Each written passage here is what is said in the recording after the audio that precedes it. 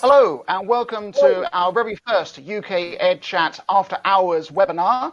I have two guests with me to discuss the topic of best EdTech, best educational technology, which is quite pressing at the moment as we're in a bit of a changeover of technology going on in the news and in society, and obviously there are big events happening like BET at the moment, so it's a really important time to talk about this kind of thing. So I've got two guests with me. I'm going to ask them to introduce themselves and also where to find them on Twitter if you'd like to follow up anything they're going to say.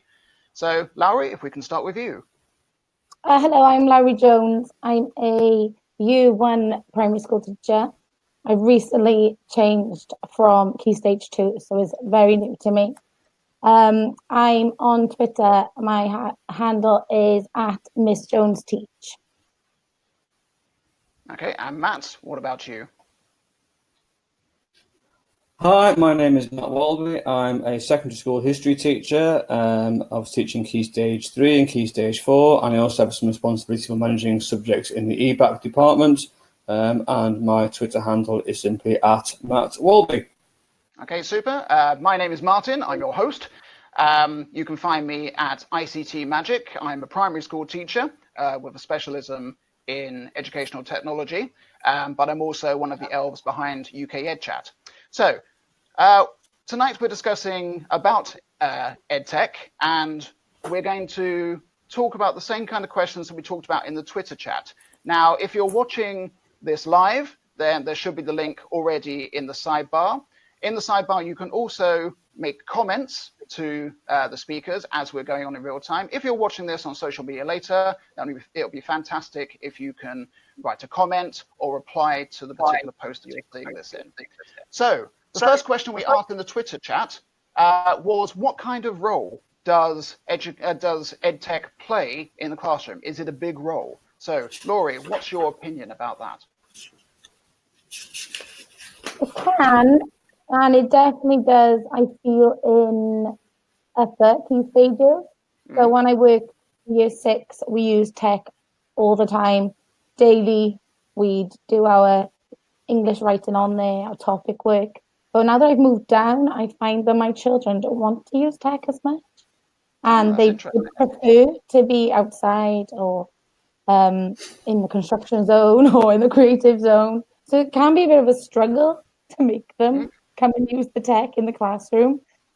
That's fascinating, because I haven't really heard that perspective before. You usually get that impression that kids are so eager to use technology and it's pretty much all they want to do. So in many ways, that's probably a good sign. So is the school taking any active measures to encourage them to use technology at a younger age? Yes, we have our enhanced and continuous provisions in our classroom, and ICT, the ITZ zone, is one of those, and there's always a fun activity in there for them to do, and they use Seesaw a lot in our school, so the children will upload their work on there and they can peer assess, self-assess, and they do enjoy looking back at their old work that they've completed. So I suppose in this way. And Matt, what about you? What kind of role do you think that educational technology plays in your classroom and throughout the wider school? It's funny because one of the things I was saying earlier was that obviously when everyone was doing coursework in Key Stage 4, there was always a mad scramble for sort of using laptops and devices in the sort of spring-summer term of year 11. But since that's been removed by the government, actually it's gone down use of ICT in secondary schools, I would suggest. Obviously, subjects such as iMedia and GCSE Computer Science and Computer Science in Key Stage 3 are still using it. But I think in other subject areas, it's obviously I'm speaking for myself here, I think usage has actually gone down in the last couple of years.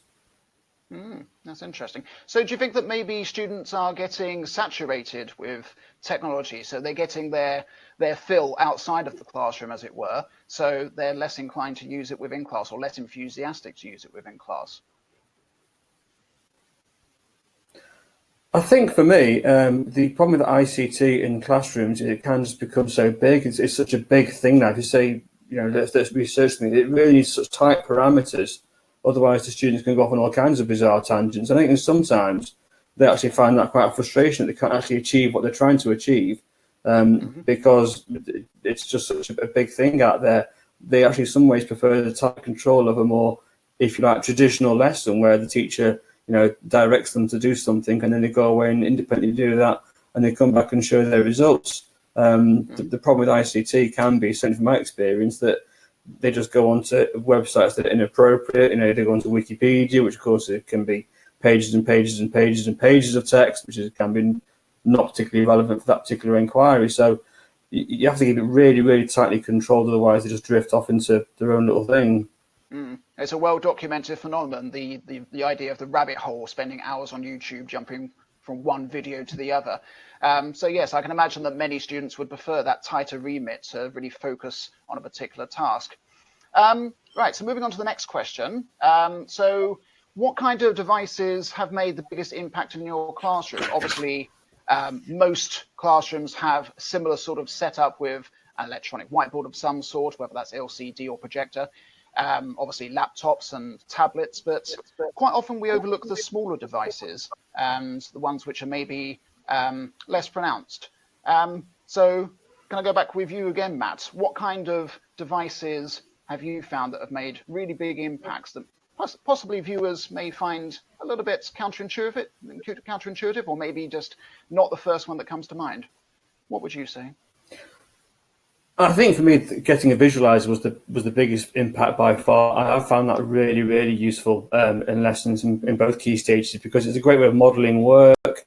You can have a mark scheme set up on one projector for an exam board, and you can show a student's exam answer and say, well, no, which sort of exam band does this answer fit into? Why is it a level 2? What's need to be to level 3? And that is really powerful as a way of showing the students, where they've been successful, and then how they can then move on to the sort of higher levels to get the higher grades. Well, taking one example from my own teaching, one thing which is quite difficult to get across in primary school is the idea of angles and using a protractor. It sounds quite a really simple thing, but I found a visualizer is fantastic for that, because they can actually physically see your hands moving around and actually can emulate that on their own page. So it's not just a conceptual idea, it's also a spatial awareness idea, which really does come across really nicely on a visualizer. So, Lowry, what about you? What kind of devices have you found interesting and useful? Well, in our class, we just use the iPads really, and the laptops, the whiteboard, because they're only 5 and 6. You can't really use a lot of tech with them. But I find it really interesting about the visualizer, because we don't use those in our school. We just use an iPad and pair it up to the TV or pair it up to the board. But I do really like the visualizer, because I think back when I was in school, we had the overhead projector and it worked. It's just a more modern overhead projector, really, I think. Yeah, absolutely. So for me, on the iPad especially, or any kind of tablet or mobile device, I find the camera is a really useful tool. Not just to record the work that the children are doing, but also the fact that they can record what they're doing. And because at the age which Key Stage 1 is, they're obviously less able to do the written task of recording their work. So it's actually a really nice way of recording what they're doing in a digital way, to be able to also, as you said previously, to refer back to that, which is a really nice way of motivating learning as well, and also reminding them about how to do things. So the next question that we're going to be talking about is about rollout of technology. Have either of you had much experience about rolling out devices across the school, or maybe having a new device which came into your classroom and you thought, oh, what's this thing? And maybe did or didn't get any training with that? Lowry, if I can go to you first. No, we are quite lucky in our school compared to other schools with our cluster, and we have 5 iPads per class, and then additional iPads if you want to do a whole class with an iPad each, and then we have laptops enough to cover one whole class. But I know that other schools have devices per child, which I find very strange, because I can't imagine being in a classroom where every child has a device in their hands. Do you think that that makes it more of a regular activity if they were to all have an iPad, which they could then have at any moment, at any time? So I'd imagine that 5 iPads actually takes even more planning than having an entire class where you can just say, okay, get your iPads out now. Yeah. So, I feel like you'd think you'd have to use them as well because they're such an expensive resource. okay. And what about you, Matt? Have you had any experience of rolling out technology within your own classroom? Not especially, no. I mean, you get given new devices sometimes now because obviously, new versions come out and they're sort of faster and better than the previous versions. Obviously, visualizers, when they sort of first appeared, there was a bit of a sort of plug on those, and they were sort of demonstrated in a whole school sort of inset, and then we all got given one, and you sort of had a bit of a play with it, and off you went. But I have to say, no, that in terms of actual training, it's probably been a fairly limited experience for me. So would you say that you were pretty much left to your own devices, and do you think that was a good thing, or do you feel like you were left in limbo a little bit to sort of model for yourself? What would you say?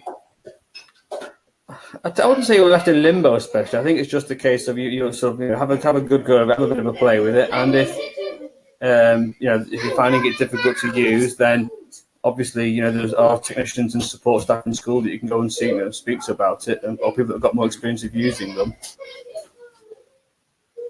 Okay, and do you think that there is a culture of sharing ideas? So when you do find out something that's a really interesting app to use or an interesting way of doing something in particular, that's shared within the school or in the department? I think so, yeah. Sorry, we're going then, Larry. Sorry? If we can stay with you for the time being. We're going first then, Larry, sorry.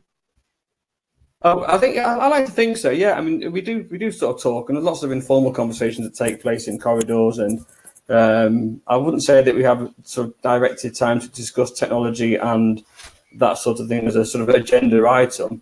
But I think it's probably sort of informally encouraged to share ideas and things you might have come across, or apps, or websites, or whatever. Mm-hmm. And Larry, can I ask you about your experience of technology training, both within the school and out of school? So have you been to any interesting training at BET, perhaps, or at another event similar to BET? And have you had trainers within your school talking about technology and how to roll out technology in useful ways for you in the classroom?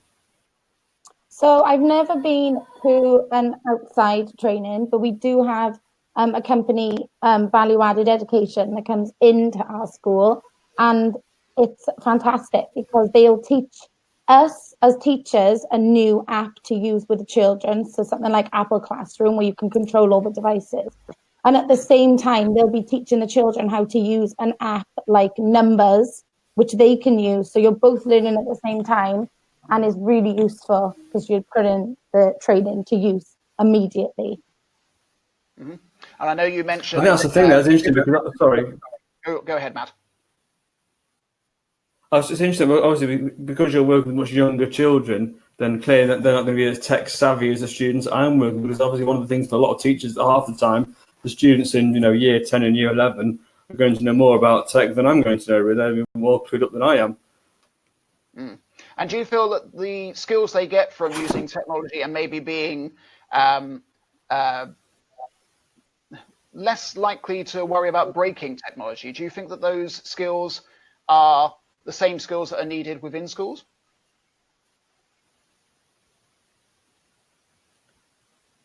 I don't think there's much of a panic about breaking anything, really. The students that I work with are fairly sort of mature in that respect.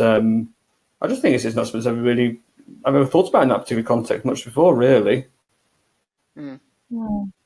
But the idea of being a digital native compared to a digital immigrant, I think the phrase is now, the idea that students are much more able to access technology because they're not worried about doing harm to it, because they have that extra confidence that maybe us in the older generations maybe lack a little bit.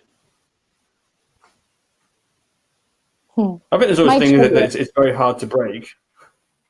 Yes, well, we hope so. Larry, you wanted to come in?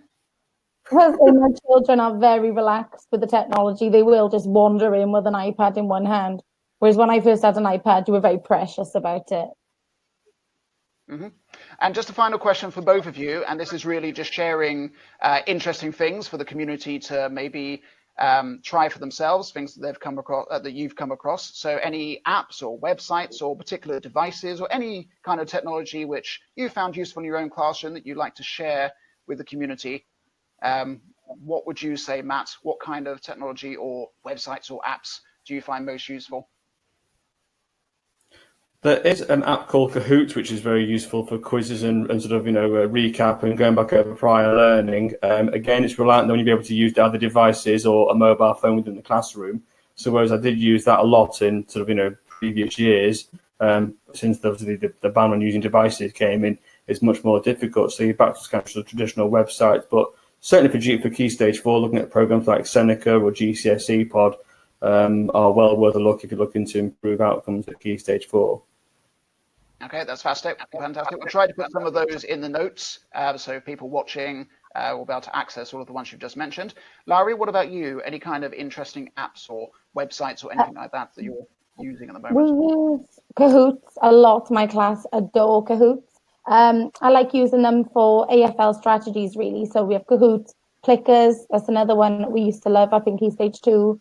Padlet is a really great one if you want to make a whole class mind map. And the kids get really excited because their ideas are popping up instantly. Okay, that's fantastic. So just remind viewers where they can find you on Twitter in case they want to follow up any of the links or any of the ideas that you've said. Would you like to just tell them where they can find you? So Larry, if we can go with you first. At Miss Jones Teach. And Matt, where can we find you? I am simply at Matt Walby. Okay, so I've been Martin Burrett. Thank you ever so much for watching. Just to let you know that the links to all of these things that we've been sharing on this conversation will be up on the UKEdChat.com website. So we'll make the link available wherever you're seeing this video. But for now, thank you very much and goodbye.